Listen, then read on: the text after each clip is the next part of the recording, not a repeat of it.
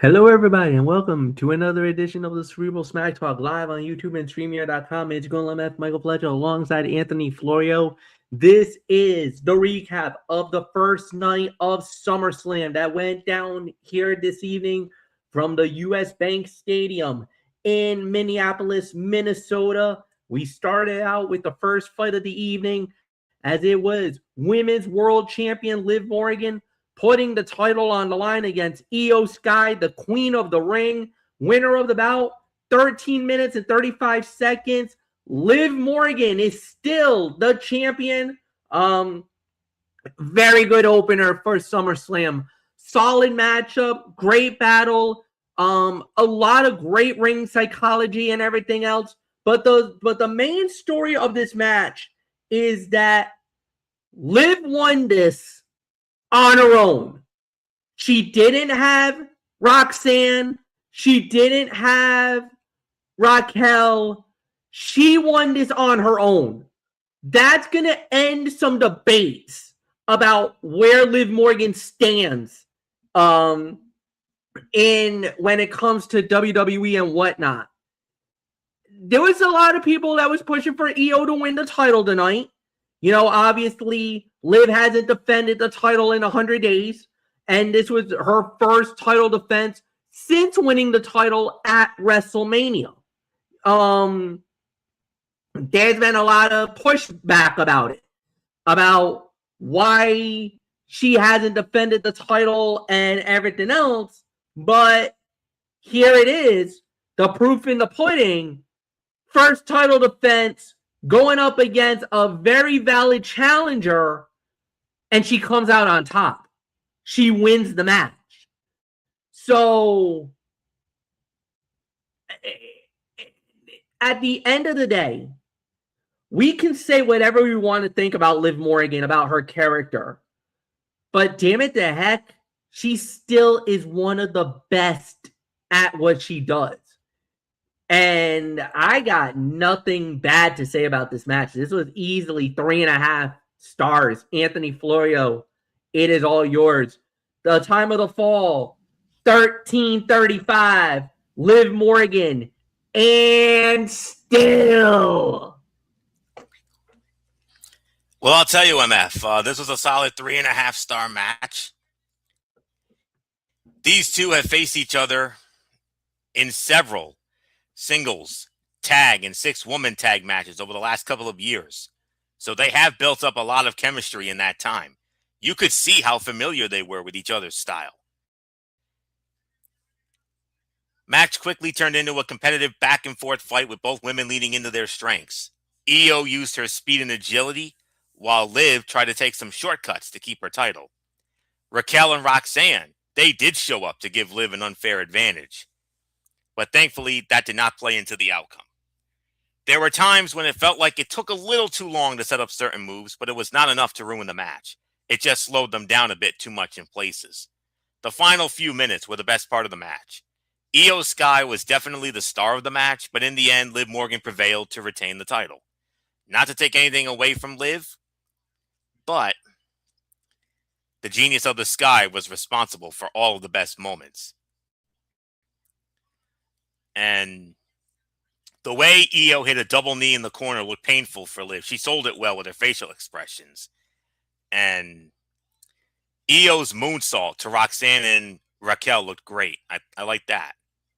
But yes, solid 3.5 stars. I'm really not surprised with the outcome. I had a feeling Liv was going to go over, considering Io went over at the Queen of the Ring. So I feel like Liv was due the win back here, and that's exactly what happened. So 3.5. MF, let's move on to our next match. Next one on SummerSlam, 6-man tag team fight, as it was LA Knight, Solo Sikoa, and Ruiz Keys against the Bloodline, Jacob Fatu and the Usos. Winner of the bout in 11 minutes was LA Knight, Solo Sikoa, and Royce Keys. Solo planting Jacob, Solo planting Jacob with the amniotic spike to win it. Anthony, it's yours. What was the time again? 11? 11 even. These 6 men have been fighting for several weeks, and in the case of some of them, several months. So it was hard to feel like this was going to settle anything. However, all 6 of these guys are talented performers, so we knew we would get some solid action in this bout. It started off with a little chaos before they settled into things. Unfortunately, they slowed down a bit too much, and you could feel the crowd waiting for something exciting to happen, to have an excuse to cheer. Even when the pace would pick up a bit, it never felt like there was a sense of urgency to anything. The match had its moments, but it fell short of expectations. And the entrance was pretty cool, though, with the Gears of War. I mean, it felt so tacked on. There were so many ways they could have incorporated it into the entrances in a more interesting way than having a few props on the stage. Royce Keys having so much trouble getting Jimmy up in the corner for an avalanche slam was unfortunate. And the way that Keys slammed Fatu over the barricade looked good. And Solo doing the run it back of Jey Uso with the yeeting. Hilarious. That was freaking awesome. You kidding me? That was easily the highlight of the match for me. Dude, Solo's getting over. For me, dude, I would have been mocking the daylights out of you and Bullock on the Solo yeet. I would have been all over that. That would have been my high. Oh yeah. If I was in Providence, that would have been me doing the yeet on you two guys, just mocking the daylights out of you two. Because I know how much you love the yeet dance. Oh yeah, we loved it so much when we were in Providence. Yes, that was a moment. But nonetheless,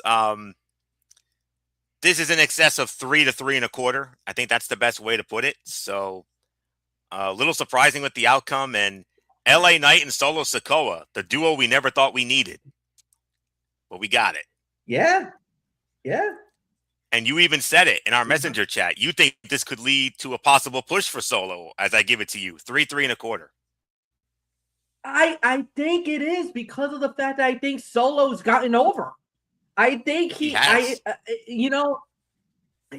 don't know what it is, but Solo's character has evolutioned in the last few months that, he went from a smarmy heel to now, dude, I think the breakup of the MFTs might have been the best thing that may have ever happened to Solo Sikoa.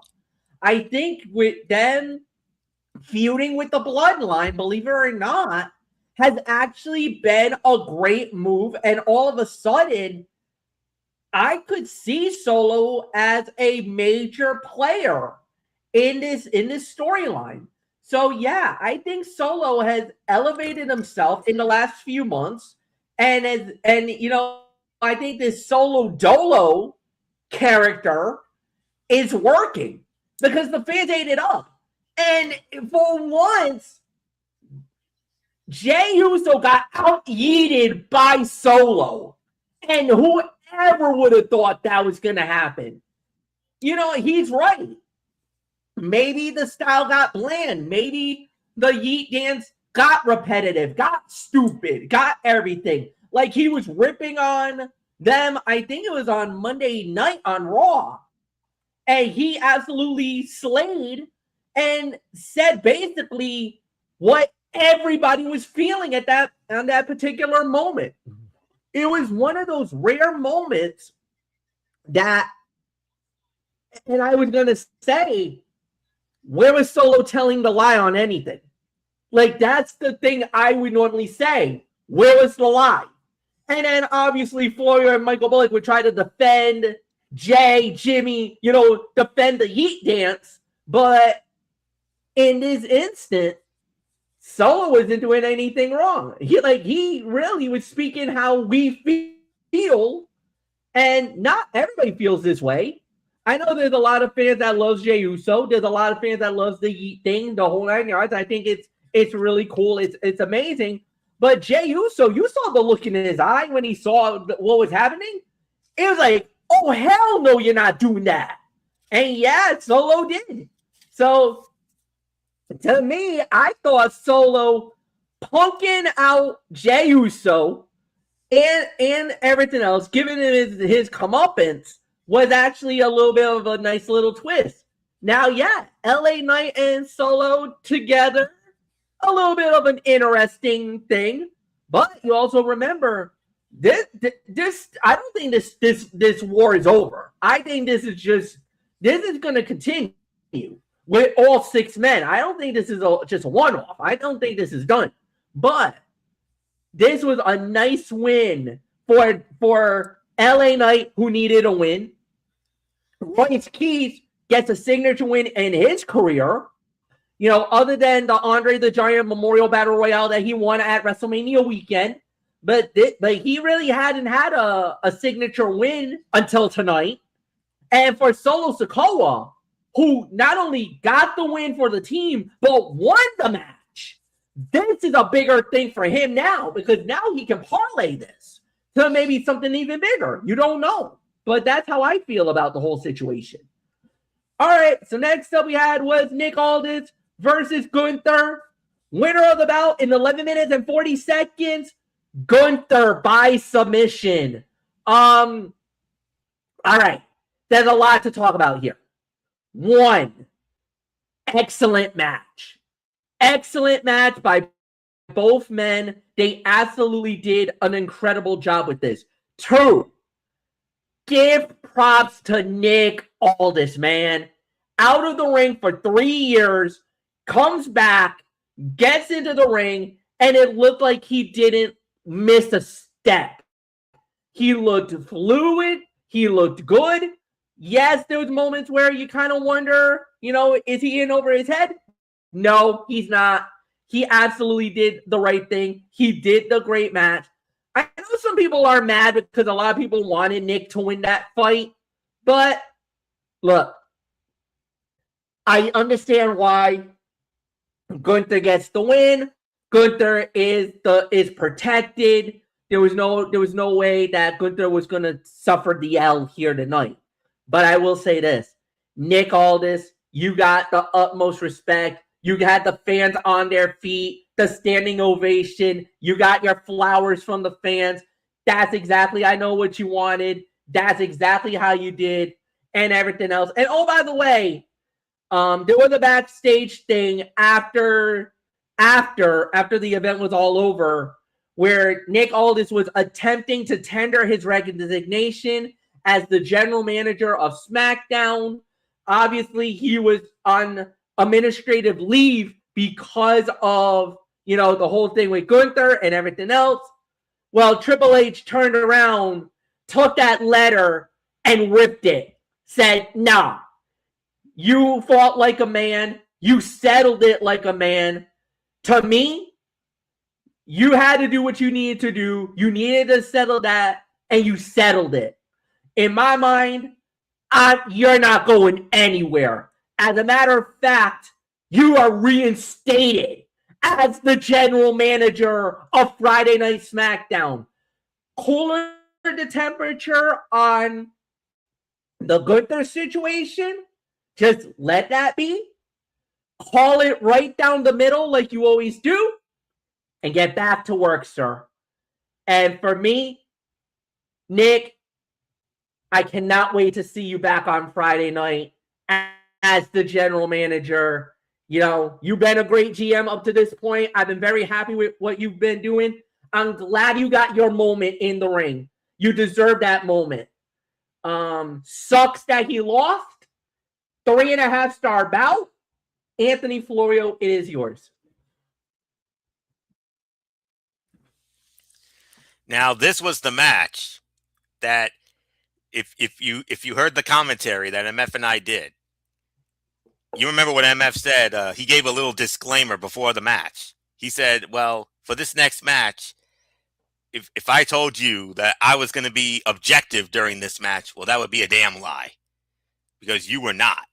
I mean, you were all over. You were pulling for all this, like he was going for the championship of the world. That's what you were doing. I mean, you kept saying, yeah, and then you and I had the moment where when Alicia Taylor did the introduction and she introduced him as the national treasure, you said, "You damn right he is," and then I had you like the moment he came out, I had you like standing up and giving applause and giving flowers in the whole 9 yards, and you were like, "My God, I am so freaking excited right now! I can't contain myself." But yeah, that was your moment of the night. Although that you had another one in a little bit, but yeah, this is one of the rare times where MF was not objective on commentary, and then when Gunther got the win, MF was like a kid on Christmas when he or she didn't get what he wanted. That's what it was. And like you were like, oh, like damn Gunther. But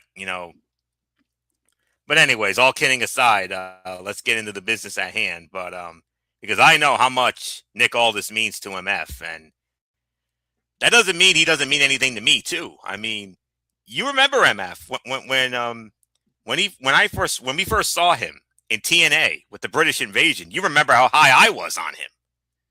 I mean, yes, you were. I was a big fan of the British Invasion, and I still am. I mean, they had some banger matches for those tag titles, and him and Douglas Williams, man, that was a tandem. But nowadays, MF has been a fan of Nick Aldis since he was the national treasure in the NWA, and MF also hammered down the point. You said, and I don't give a damn what anybody says. In my honest and humble opinion, that man right there is the greatest NWA World Heavyweight Champion of all time. And he said, tell me when I'm telling lies and change my mind. That's how pumped up you were for that match. And I love it when you do that, MF. I love that JR and Gorilla excitement. And even a little of Michael Cole too. But all right, now let's get into this. Aldis stepped into the ring for the first time in 3 years to take on the man who has been a constant thorn in his side recently, Gunther. Even though this has turned into a bitter feud, they started with some simple chain wrestling. Gunther tried to play mind games, but that seemed to fire Aldis up more than annoy him. They slowed the pace down, and once the Dane General took control and started to dominate Aldis, much like the six-man tag that came before it, they may have slowed down a bit too much. The most surprising thing was how good Aldis looked for someone who hasn't wrestled for a while. He was not doing everything he used to do, but he didn't have much ring rust, as you would expect. Aldis did a good job making it look like he had a chance to win toward the end, but we all knew how this would play out. Gunther got the win with a sleeper. Decent bout, but it would have been nice if they had a bit more time. And you could tell that Nick Aldis was excited to get back into the ring. The list of people who can claim they made their in-ring debut for WWE at a major event is very short. Most people start on TV and in dark matches.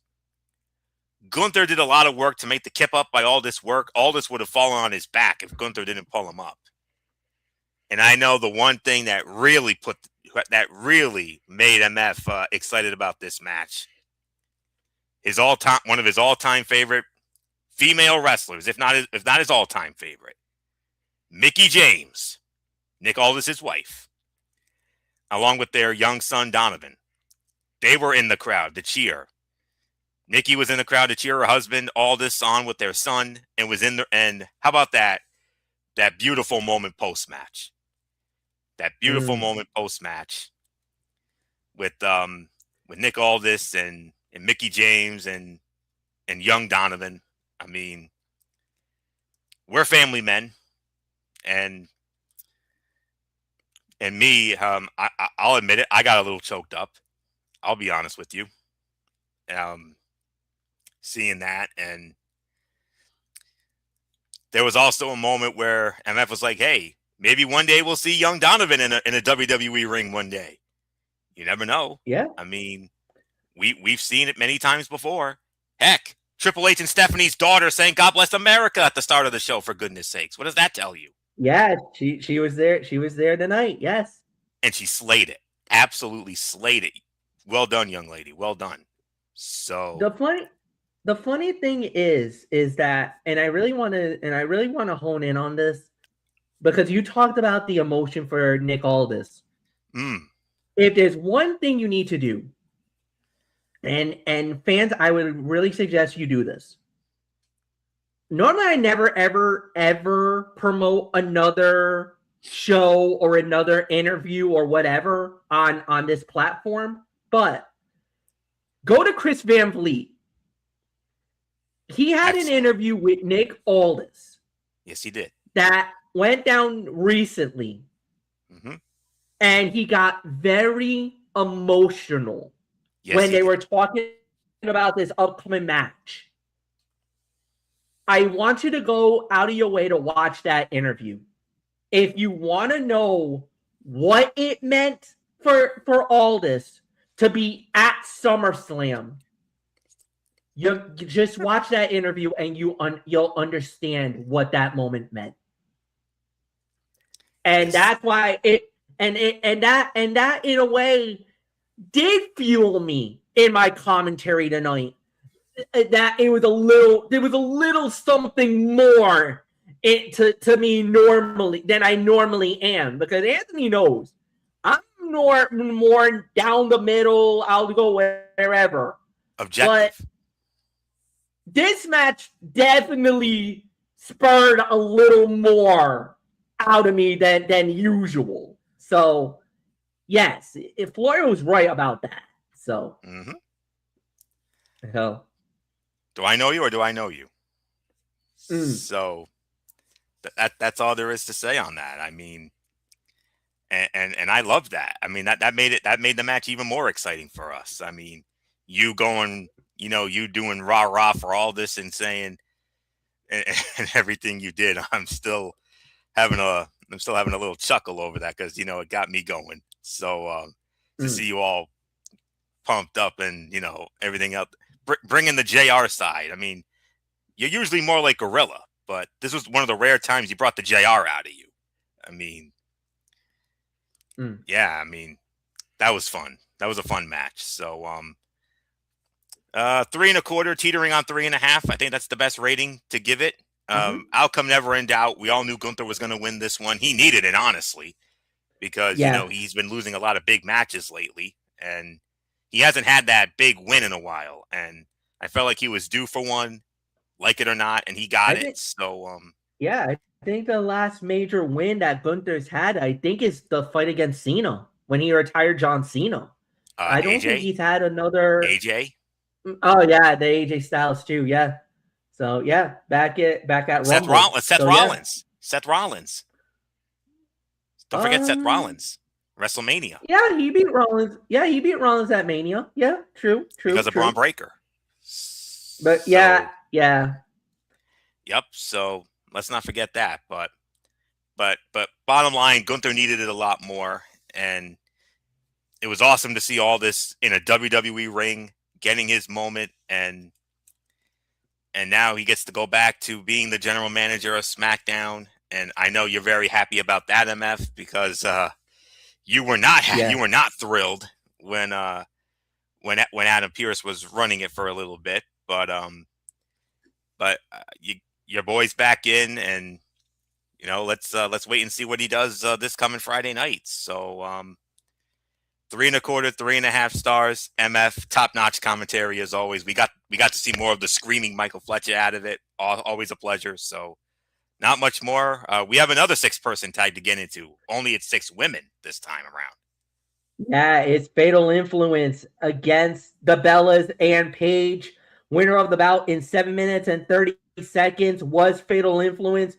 And after the match was over, the Bellas turned on Paige. This is kind of expected, but unfortunately, it does come with an injury. First, Nikki got injured prior to the event. Brie got hurt tonight.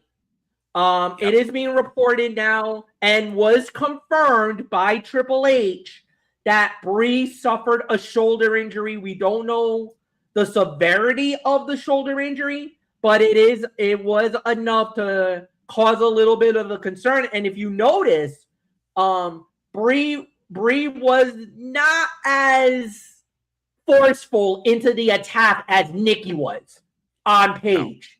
So So maybe it was Brie trying to, cover the shoulder. She was a little worried about the shoulder. Nikki went full out and just ripped through Paige. So I don't know what's going to happen there. Maybe the Bellas. Maybe is this where you get AJ Lee come back, have her rejoin with Paige, and then bring them back together? I mean, now there's a million questions that's going to be thrown. And Anthony, I mean, I guess we could say by default, worst fight of the night. I think we already know where that goes. But absolutely, there's really nothing more to say. It's yours. Could we have a rehash of WrestleMania 31? AJ and Paige against the Bellas? I think that's where it's going, but the thing I'm worried about is what's the prognosis of Brie's shoulder? How's that shoulder? That's what I'm a little concerned about right now. Yeah, we'll definitely have to keep an eye on the old dirt sheets about that. But yes, MF, you nailed this. This was the worst fight of the night. 2.5 stars. Weirdest thing about this match was how two of the women with less experience looked much better in the ring than the 3 veterans. Jacy Jayne and Fallon Henley looked smoother and more confident with everything they did. Lainey Reed is much newer than everyone else, and you could see that gap in experience in a lot of places.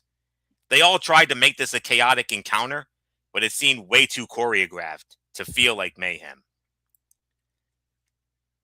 The Bellas, and as far as the Bellas and Paige go, I mean, we knew it was coming at some point, and I think now that Nikki's back in, I think they felt now was the time to do it, and I agree with it.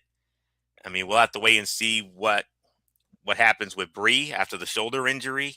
But the thing that should be talked about after this is what does this win do for how is this now that Fatal Influence got this massive win, which honestly they needed way more, honest to goodness they did. Now that Fatal Influence gets this big win, is this going to be the start of bigger and better things for them, and especially Jacy Jayne? I mean, Jacy now, I believe, is on her way up. I think she's going to be a name to keep an eye on as we head into the autumn, as we head into the latter half of this year, into the fall and the winter. I mean, this is going to definitely help her in the grand scheme of things. I mean, Lainey and Fallon, they've already got the tag titles. Now we just got to get Jacy a singles title. Maybe start her off with the U.S. title. I think if anybody could dethrone Tiffy for the U.S. title, I think it could be Jacy Jayne. And I think it should be Jacy Jayne, honestly. I also think that Jacy should have won Queen of the Ring, in all honesty, too. But then maybe it was a good thing that they didn't go that direction after what happened to Rhea. But, she'll get that big moment. I could see that maybe sometime next year. I believe sometime next year, Jacy Jayne will be a WWE Women's Champion. I can see that. But start her off with the U.S. for now. But in the grand scheme of things, MF, I mean, I know the Bella Paige thing, that was the bigger talking point. But for me personally, Fatal Influence cemented themselves as the future of the women's division. Tell me when I'm telling lies. And you're absolutely right, because I've been very high on Fatal Influence since day one, even when they debuted. Remember, me and Michael Bullock really had a disagreement about the future of what I felt like about Fatal Influence, and I was like, oh man, they might be even bigger than anybody else. And yeah, I even said I thought that Jacy was going to be a future women's champion. It hasn't happened yet, but slow burn. But we'll have to wait and see how it plays out. But yeah, nothing more to add. 2.5 stars, and you're right. The Bellas and the Paige breakup was expected. We knew sooner rather than later it was going to happen. Now we just got to wait and see how it plays out. So there's really nothing more to add here. So the next thing that we did have was the big one. The WWE title on the line. CM Punk versus Cody Rhodes, winner of the bout in 30 minutes and 10 seconds, and still the WWE champion, CM Punk. And that's not even the talking point on this one. Randy Orton makes his return to the ring and RKO's Cody to help Punk win the title. That was the shocker of the night. To successfully defend. The shocker of the night, no doubt about it. Fans could not believe it. But the rumors were going around that Randy was possibly coming back, and this is one of the times where I wish the dirt sheets would have just shut the F up. Just let us see that. If that would have happened live and we didn't get the advance notice that Randy was in Minneapolis, oh my God, that would have been a bigger pop and a bigger reaction. But Orton showed up, dropped Cody with the RKO, and then bailed out of the ring just in time for Punk to hit the GTS. Charles Robinson, who took a ref bump, Little Nate counts the 1, 2, 3. Punk wins. He successfully defends the title. And man, there's a lot to talk about with this match. It was good for what it was worth. The match was solid. And I know some fans are a little upset about the outcome, but not a lot of people are upset. Just some, not a lot.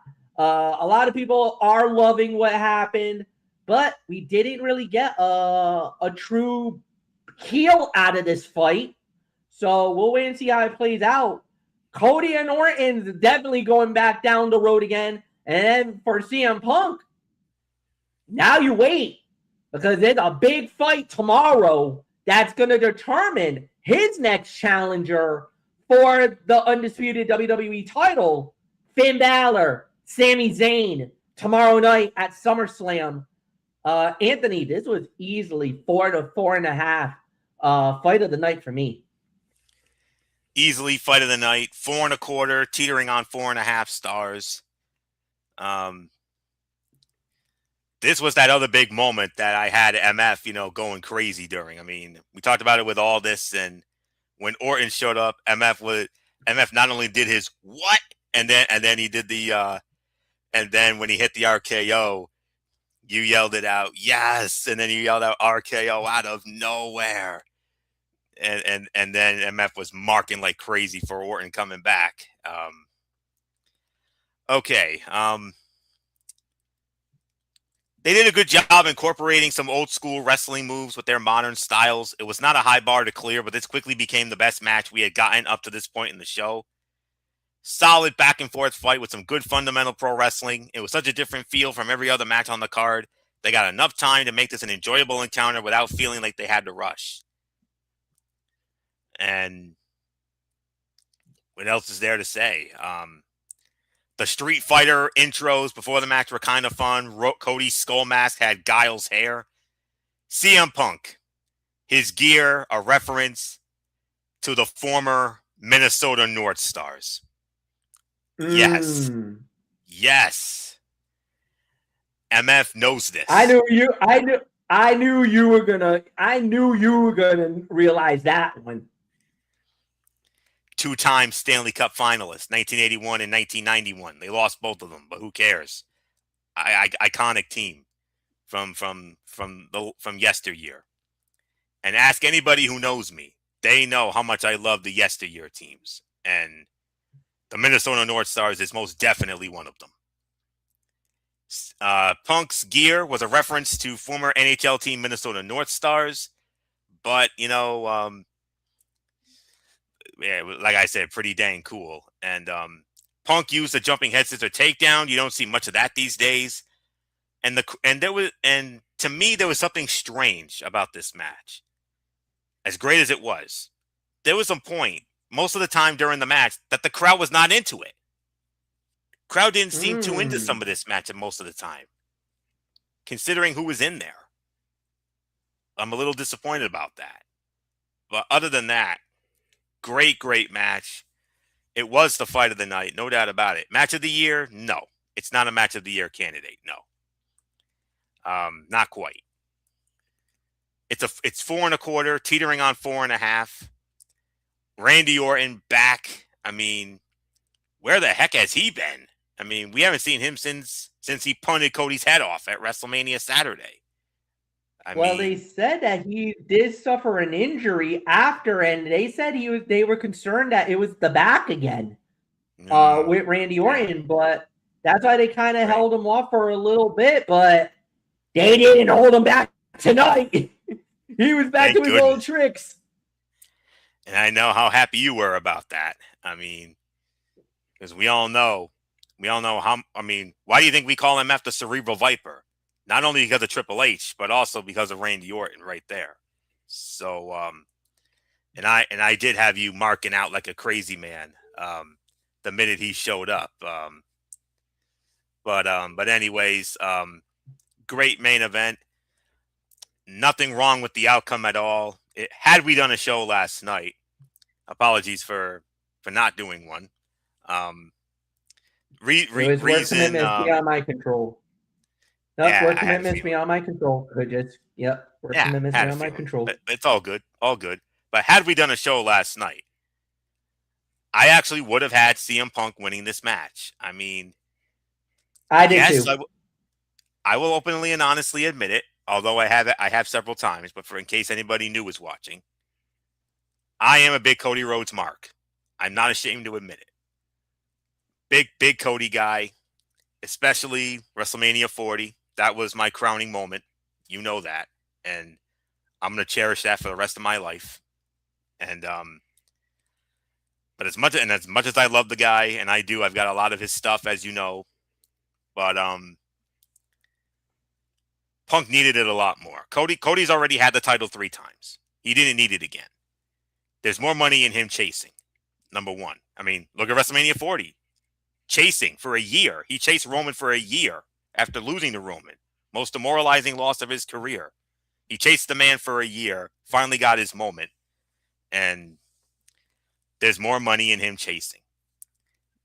And honest to goodness, if they had done to CM Punk what they did to Sami Zayn, that would have been even more of a disservice.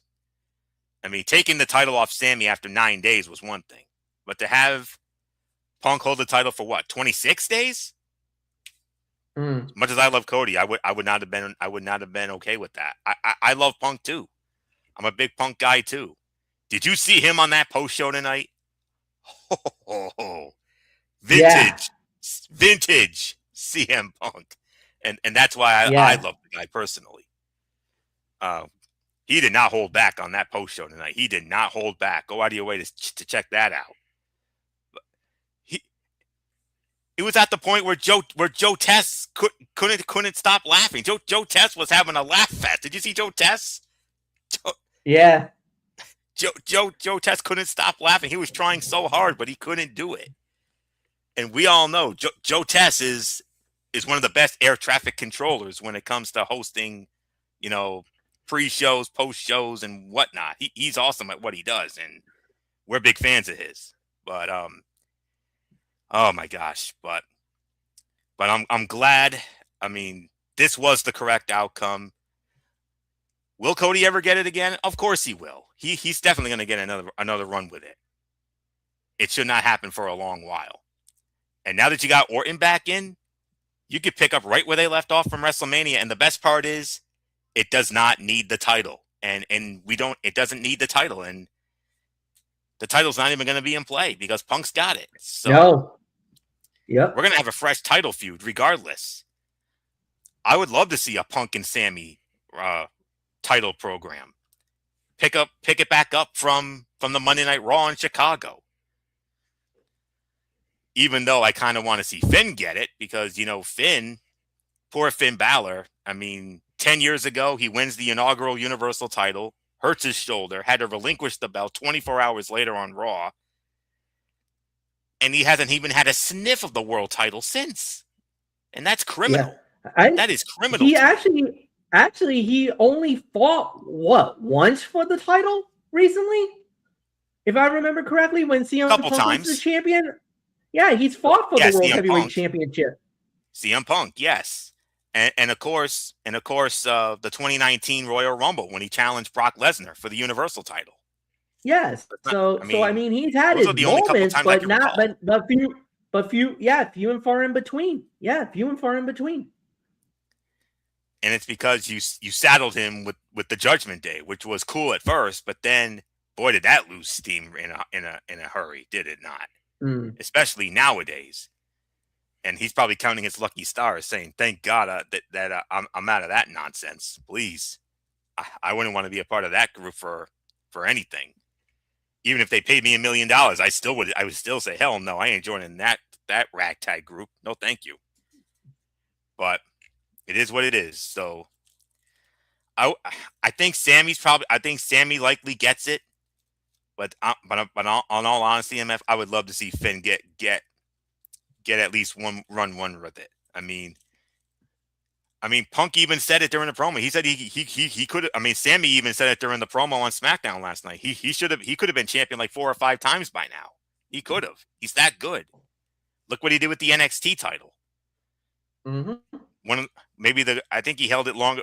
One of the great title reigns of all time. He was one of the greatest of all time to ever hold it. One of the longest reigns I've ever remember. But Breaker holds the record. He held that thing for almost a year. So. But anyways, 4.25, 4.5. There's probably I don't know when the next event's going to be. It could be next month, WrestlePalooza. I'm guessing. So if that's the case, you've got 2 big main events from SmackDown right there. Because Cody and Orton are going to run it back. Regulation match, no title, as it should be. And then from there, Punk versus Finn or Sammy. My heart and my mind say Finn, but my gut tells me to go with Sammy to win that. So I think Sammy's going to be the next challenger. It's going to be a banger match like the one they had in Chicago. So can't wait. Randy Orton back. MF, I'm going to throw it to you as JR would say, business. Oh, business has damn sure picked up on Friday nights. Here's how badly. Yeah, this was unbelievable, as we would normally say. This was wild. Randy Orton coming back, hitting Cody where it hurts, and costing him the title. That's gonna kind of give the fans, at least the Cody fans, some ammunition to have him continue as the baby face in the rivalry. Orton's back as the heel, but the thing is, again, the fans went nuts. The fans went nuts for Randy Orton. So it's kind of, was it really the right move here? We don't know. I mean, it kind of feels like maybe they might have messed up. I don't know. But at the end of the day, it is what it is, as we would normally say. But yeah, about 4.25. And we are on to the main event of the evening. Inside the confines of Hell in a Cell, it was Obafemi going one-on-one with Brock Lesnar. Winner of the bout in 11 minutes and 40 seconds, the ruler, Obafemi. He wins it. Anthony, it's yours. Oba-hoo. Oba-hoo. Those chants never get old. And ladies and gentlemen, here is your undisputed future of the WWE right here. It took an unusually, here's the thing. It took an unusually long time for the cell to lower all the way to the ground. Both men circled each other as they waited for Raw senior referee Chap Patton to call for the bell. Once the match was underway, Oba cornered Brock and started beating on him. This was never going to be a technical wrestling match. These are 2 powerhouses inside a cell, so it was always going to be a slugfest. They fought in and around the ring, used weapons, and took some big bumps in an attempt to make it exciting. Lesnar delivered 3 F5s in a row, but it was not enough to keep the ruler down. and Brock started to rip up the mat and expose the wooden boards beneath the thin padding in the ring. And instead of another F5, he hit the tombstone, a la The Undertaker. But it still wasn't enough. This match was designed to put Obafemi over, and it worked. He conquered the beast and survived his best shots. It might not be an instant classic. Hell, I'll even go as to say I kind of thought it was a little on the underwhelming side. But it accomplished what it set out to do and had some entertaining moments along the way. If there was any doubt that WWE sees Obafemi as a future top star, they are gone now. It would be a shock if he wasn't chasing a top title by the end of this calendar year. It's still dumb that Oba traded a guaranteed title shot for this. WWE did not do enough to have him explain why he would do that. Wanting a match against Brock Lesnar one more time is not enough motivation, and it made the King of the Ring tournament feel pointless. And the way Lesnar went through that table looked brutal. It made a very loud noise as well, and they got the outcome right. I mean, we all knew Oba was going to win this, and Oba needed it way more. I also like the post-match. Having Brock Lesnar endorse Obafemi as the future. That tells you Oba is on his way. If not this calendar year, I wouldn't be surprised if come WrestleMania 43 in Saudi Arabia, I wouldn't be surprised if it's him and Roman for the World Heavyweight Championship, and Oba dethrones the Tribal Chief. And then that's when the Obafemi era will truly begin. Eight or so months from now in Saudi Arabia. The only thing there are some things that I did not like about this match. It's a Hell in a Cell match, correct? This was a Hell in a Cell match? Yeah. I would have liked to have seen a little more out of it. I was kind of hoping, the last Hell in a Cell match we had before this was CM Punk and Drew McIntyre. The Bad Blood pay-per-view, October 2024. All the reviews I have read for that match called it one of the greatest Hell in a Cell matches of all time. What we saw tonight did not quite resemble that. I was kind of hoping to see something out of the old school Hell in a Cell matches. Plunder, blood, moments that would make MF yell out, "Oh my God," a la Joey Styles. I mean, I was kind of hoping for something like that. Now, granted, they most certainly did not have to go on top of the cell or anything like that. They didn't have to go that crazy. But I would have liked to have seen a little more on the violent side, a little more on the plunder side, a little more on the blood side. I mean, Hell in a Cell matches are designed for finality. They are designed to end a feud. Am I right on that? Supposed to end a feud? Yeah, that's the point of it. Yeah. And when they do that, both competitors usually go balls to the wall. The only other Hell in a Cell match in the history of this event was 2008, The Undertaker and Edge. Taker and Edge, what they did in 2008, I think Brock and Oba should have done something just as crazy as that, if not a little more so. Maybe not a lot, but maybe a little color on this would have added to this a little more. And of course, those moments that would make MF yell out, "Oh my God," a la Joey Styles. I mean, that's what I was kind of hoping for. I was kind of hoping that they could have gotten in excess of maybe 20, 25 minutes. I mean, I understand that ESPN's got a tight leash on them. And, with all the, with those ridiculous commercials and everything else and whatnot, and the sponsorships, I get all that, but you couldn't give these guys 20 to 25 minutes to tear that cell apart and tear each other apart. That's the only way I would have given this a higher rating. The best I can do for this tonight would probably be in excess of 3.25 to 3.5 I think that's the best I can go with this. When I heard that this was going to be the main event, I was thinking, okay, something big's going to happen here. I said to myself, I think we're going to be in for a banger tonight. This could be, if they nail this, if they book this right, this could go. I thought myself, this could go down as one of the greatest Hell in a Cell matches of all time. Sorry, I'm not even going to remember this tomorrow. Honest to God, I'm not. They tried. Bless their hearts, they tried, and they had some entertaining moments, yes. But for me, MF, I kind of wanted to see a little more of the old school Hell in a Cell, 20, 25 minutes. This didn't feel like the end of a feud to me. I mean, technically, yes, it is. But the match that they had did not really give me that feeling.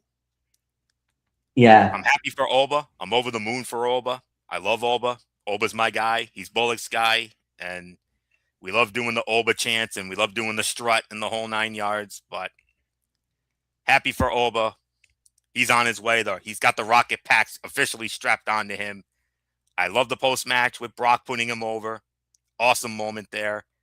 I was kind of hoping for a little more of a formal retirement from Brock Lesnar, but I don't think that's going to happen. I wouldn't be surprised if we see Brock Lesnar. I don't think he's done. No. I don't think he's done. Yeah, I don't think he's done. He's not. I think Saudi.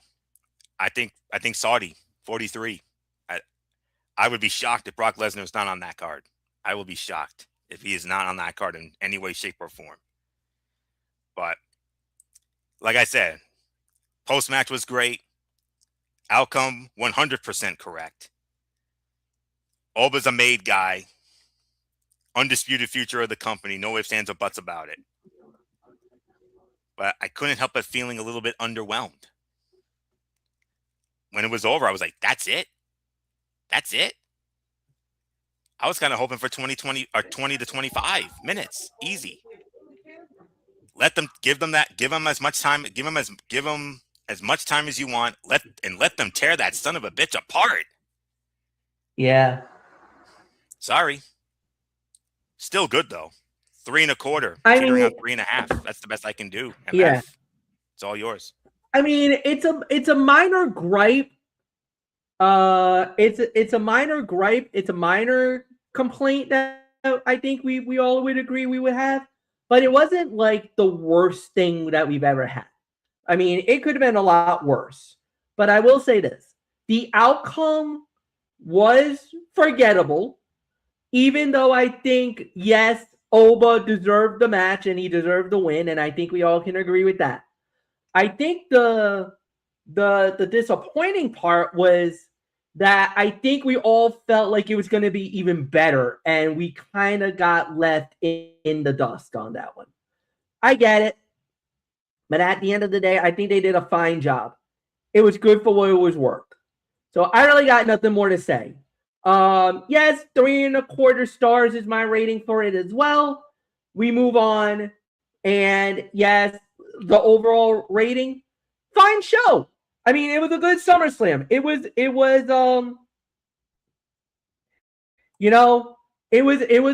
an amazing thing. And, there was really nothing more to say. So, I think it was amazing what you've done and everything else. So I think you couldn't have done any better than what he did. Monumental moment, to say the very least. So, yeah, nothing more to say. It was a humongous moment. And, yeah, big win for Oba. And maybe an even bigger win down the line. Who knows? We'll see. Overall, I thought this was a really good first night of SummerSlam. I think they really set the pace. To me, easily 8 out of 10. I know I may be going a little high on that one, but no, I think they did a fine job with it. This was amazing. Nothing more to say, Anthony. 8 out of 10 for me. What says you? With all due respect, I think that's a bit of a reach, if I'm being honest. I'm thinking more like 7, maybe 7.5 at best, but I'm leaning more towards 7. Me and letter grades lately. Well, if I had to put a letter grade on this show, I think it was more of a C plus show tonight for me. Saturday's half of this year's SummerSlam had some ups and downs, but as a whole, it probably will not be remembered for much. CM Punk versus Cody Rhodes was the fight of the night, but the Hell in a Cell match between Obafemi and Brock Lesnar had its moments as well. The most surprising bout was between Gunther and Nick Aldis. The SmackDown general manager looked good for someone who has spent the last 3 years wearing a suit instead of tights. Everything else ranged from disappointing to mediocre. Once again, the number of commercial breaks felt egregious for a PLE, and it doesn't seem like that is going to change anytime soon. Night 2 tomorrow appears poised to be the stronger show based on the announced card, so tomorrow has every chance to deliver in a big way, and boy howdy, I hope they do. C plus show, I'll give it in excess of 7. That's the best I can do. It's a C plus show. So, MF, do we have anything else we need to cover, like Big 3 or anything? No, I'll wait for the Big 3 for tomorrow. All right. Second night of SummerSlam, just to give you a rundown of the card. Trick Williams versus Baron Corbin for the United States Heavyweight Championship. Obviously, we talked about it. Sami Zayn and Finn Balor, #1 contenders for the undisputed WWE Championship.